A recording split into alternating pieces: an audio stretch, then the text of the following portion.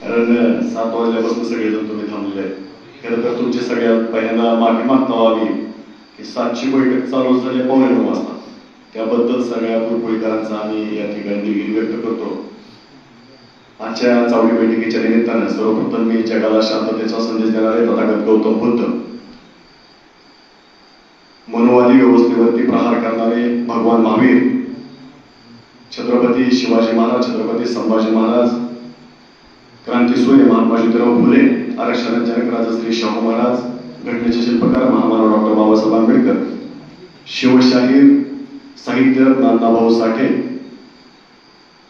शाहीर अमर शेख या सर्व महामानवांना या ठिकाणी विनम्र अभिवादन करतो. आपल्या गावचं ग्रामदैवत भैरवनाथाच्या चरणी या ठिकाणी नतमस्तक होतो. आजच्या या चावडी बैठकीचा उद्देश 29 ऑगस्टला मुंबईला जाण्यासाठी नियोजन करण्याचा आहे आणि तुमच्या गावामध्ये नियोजन काहीच राहिलेलं नाही. बरोबर आहे का? सगळं झालं, टी-शर्ट छापून झाले, वाहनाची व्यवस्था करायला चालू आहे, सगळ्या पद्धतीचं नियोजन झालेलं आहे. तरी पण 1-2 फक्त गोष्टी मी सांगतो. तुम्हाला सगळ्यांना माहिती आहे गुरुकुळकरांना, मला काय भाषण जमत नाही, पण एक छोटासा समाजाचा काम करणारा कार्यकर्ता आहे म्हणून 2 शब्द व्यक्त करतो. तुम्ही आजपासून दररोज तर तुम्ही जरांगे पाटील आणि मुंबई या संदर्भातल्या चर्चा ऐकत असतात, बरोबर आहे का नाही? तर बरोबर आहे. आजपासून एक नवीन गोष्टीला सुरुवात करा. काय करता येईल आपल्याला? प्रत्येकाच्या घरामध्ये मला वाटतं किमान 2 अँड्रॉइड मोबाईल आहेत ना? तुमच्याकडे कमी संख्या का जास्त आहे? बहुतेक जास्तच असत. तर प्रत्येकाने आजपासून आपल्या मोबाईलचा वापर हा आंदोलनासाठी करायचा. कसा करता येईल? व्हॉट्सअपला स्टेटस ठेवायचं, प्रत्येकाने ठेवायचं. जमल का नाही सगळ्याला? जमतंय सगळ्याला. इंस्टाग्राम आणि फेसबुकवर दररोज पोस्ट टाकायची, जमल का नाही सगळ्याला? जमतंय, बरोबर.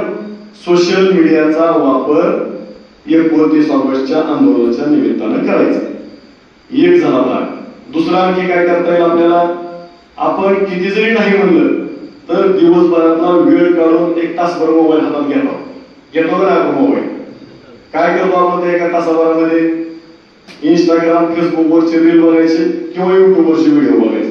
ह्याच्यापेक्षा दुसरं आपण काय करतोय का? बहुतेक तर नाही. तर त्यातला थोडा वेळ फक्त तुम्ही ह्याच कामासाठी द्यायचा. तो असा, तुमच्या मोबाईल मधले जी काय कॉन्टॅक्ट नंबर आहे, जेवढे काय असेल कॉन्टॅक्ट नंबर, त्या कॉन्टॅक्ट नंबरला एक अर्धा तास वेळ काढून दररोज फोन लावायचा. काय सांगायचं त्यांना? मी मुंबईला आरक्षणाच्या मोर्चामध्ये जाणार आहे, तुम्ही सुद्धा या. जमलं ना तुम्हाला हे करायला? हे जमतंय. गुरुकुळकरांना काय जमत नाही? हे गुरुकुळी गाव असं आहे बापू, ज्या गावानं महाराष्ट्रामध्ये पहिला बोर्ड गाव प्रवेश बंदीचा लावला ते गुरुकुळी गाव.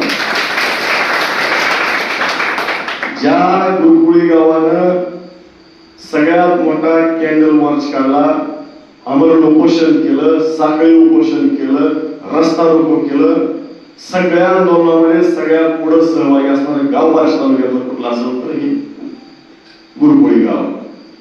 एवढंच नाही, ज्या वेळेस जरांगे पाटील दादा वैरागला येत होते, बार्शीत मुक्कामी होते, काय तुम्हाला सांगायचं? त्या पाटलांच्या बॉडीला सुद्धा कचरा देऊन बाहेर काढणार हे गुरुकुळी गाव आहे. तुम्ही बघता काय म्हणजे असं कशात कमी नाही, सगळीकडे पुढे असं सातत्यानं सगळीकडे अग्रभागी असणारे हे गुरुकुळी गाव आहे. मला खात्री आहे 250 जण असताना आता तुमची लिस्ट तयार झालेली आहे. पैसे पण गोळा करायला चालू झाले. नोकरदार वर्ग, उद्योजक, राजकारणी मंडळी, जरा सगळ्यांनी सांगितलं त्याबद्दल खिसा मोकळा करा. तुम्ही या आंदोलनामध्ये तन मन धन सहभागी असणं गरजेचं आहे. का ते तुम्हाला सांगतो. बापूंनी सांगितलं हा मराठा आरक्षणाचा शेवटचा लढा आहे.